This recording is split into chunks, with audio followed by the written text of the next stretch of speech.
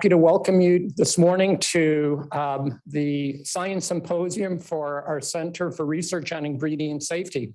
So I also like to welcome on our online audience as well. And before we get started, I just wanted to take a minute or two to tell you about our Center for Research on Ingredient Safety, because some of you who are joining may not be familiar with us. So we're a private-public partnership between Michigan State University and the private sector. And our mission is to conduct research and provide insight. Let me get some of this out of the way here. And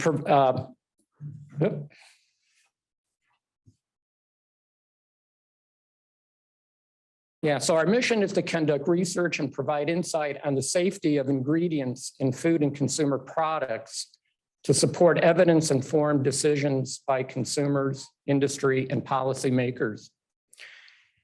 And our vision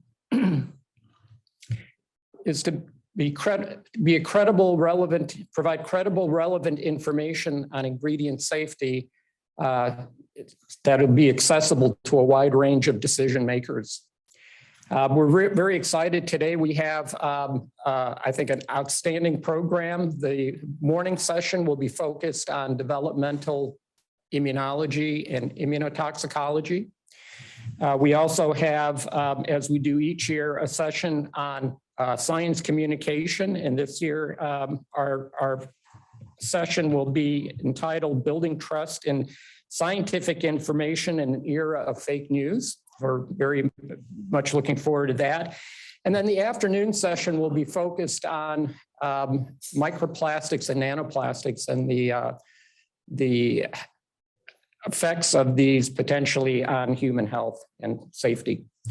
And so with that, one last thing I did want to mention, and that is that the morning session that we have is also being co-sponsored or co-hosted by the Alternatives to In Vivo Developmental Immunotoxicology Testing Working Group, which will also be hosting their workshop next Monday and Tuesday. And many of the presentations this morning will actually be a focus of the discussions that we'll be having.